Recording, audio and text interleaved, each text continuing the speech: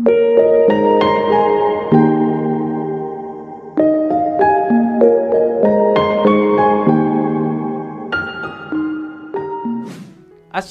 warahmatullahi wabarakatuh. Saya sering banget ditanya, Bib, kenapa ya saya berat sekali untuk ibadah? Mau sholat, malas. Tapi lari-lari futsalan atau jingkrak-jingkrak tiktokan, enggak.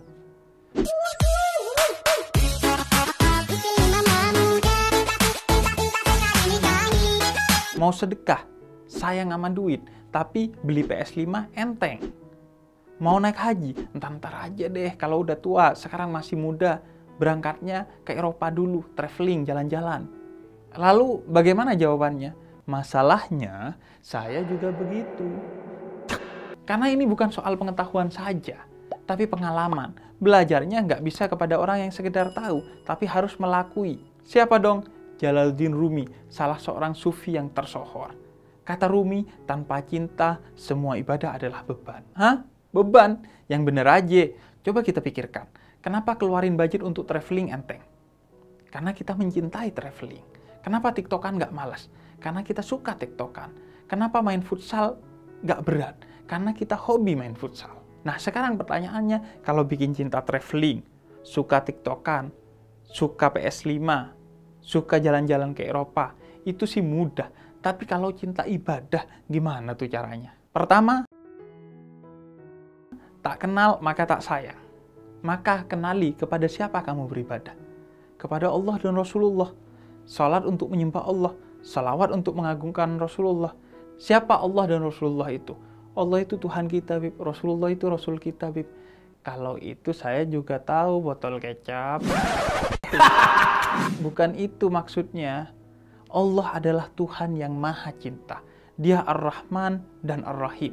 Maha pengasih dan maha penyayang. Dalam hadis qudsi, dia katakan bahwa dia mencintai kita lebih dulu. Ana laka muhib, fa bihaqqi alaika kun li muhibba. Aku mencintaimu, wahai manusia. Maka cintalah kepadaku sebagaimana aku mencintaimu. Gila nggak tuh?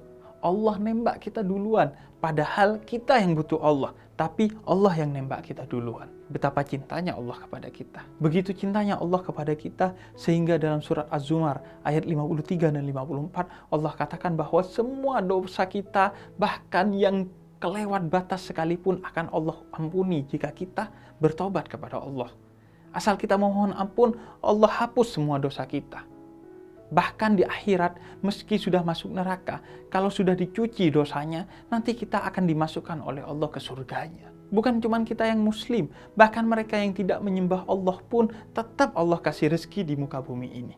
Kan nggak pernah tuh ada ceritanya, orang yang mati kelaparan karena ateis, rezekinya diboikot oleh Allah. Nggak ada tuh. Yang ada, orang mati kelaparan karena rezekinya diboikot oleh manusia lain. Nah, sekarang Rasulullah. Beliau bergelar Nabiur Rahmah, Nabi yang penuh cinta. Orang kafir di Taif memperoloknya, ia balas dengan senyuman.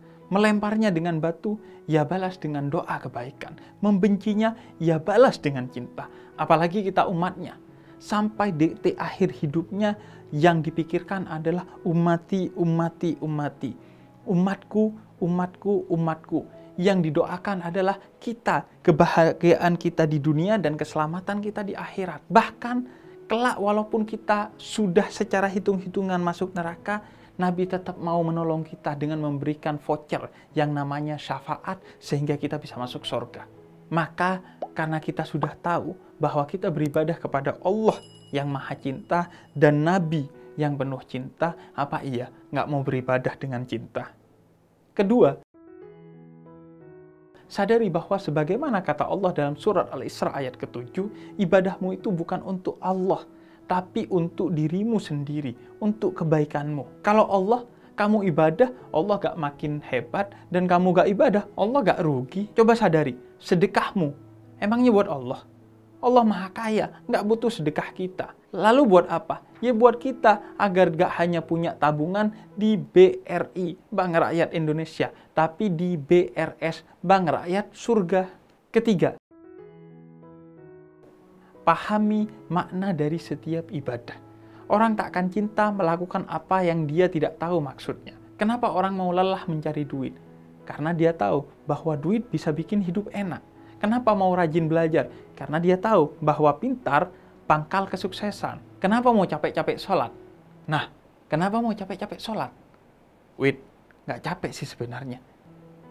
Cuman berapa menit sih satu sholat? Tapi ya udah nggak apa-apa. Anggap aja capek. Kenapa? Anda nunggu, cari sendiri maknanya, biar gak merasa sia-sia, sehingga semangat ibadahnya.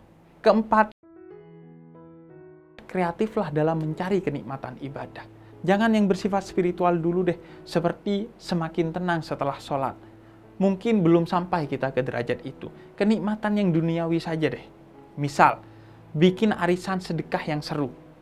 Niat sholat subuh sekalian menikmati fajar dengan secangkir kopi, dan apalagi kayak gitu, yang sekiranya Anda nikmat dalam beribadah. Kelima,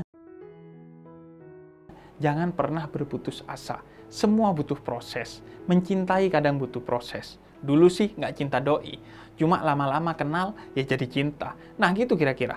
Kan tak kenal maka tak sayang. Nah mengenal itu butuh proses. Karena itu Allah melarang banget bagi kita untuk berputus asa. Meski suka nyesel setelah sedekah 10.000, coba terus sampai mulai ikhlas dan menikmatinya. Meski suka ngantuk pas sholat subuh, jalani terus sampai menemukan kenikmatannya. Allah pasti bantu kok, woles saja. Ampun Bang Jago. Terakhir gini, kenapa kamu mau curhat yang dalam banget ke kekasihmu, sahabatmu, atau orang tuamu? Kenapa? Karena kamu mencintai mereka, sehingga kamu enjoy buat cerita, percaya buat ngungkapin isi hati. Begitu juga semua ibadah. Quran gak akan mengungkapkan pengetahuan terdalamnya kalau kamu tidak mencintainya. Sholat tidak akan menunjukkan kenikmatannya dan rahasia di dalamnya kalau kamu tidak mencintainya. Tanpa cinta, ibadah adalah kewajiban. Dengan cinta, ibadah adalah kecanduan. Seorang sufi setelah sholat subuh, ia akan menanti waktu sholat isya seperti seorang kekasih yang menunggu tibanya kekasihnya yang telah berjanji akan datang. Itulah puncak ibadahmu. Wassalamualaikum warahmatullahi wabarakatuh.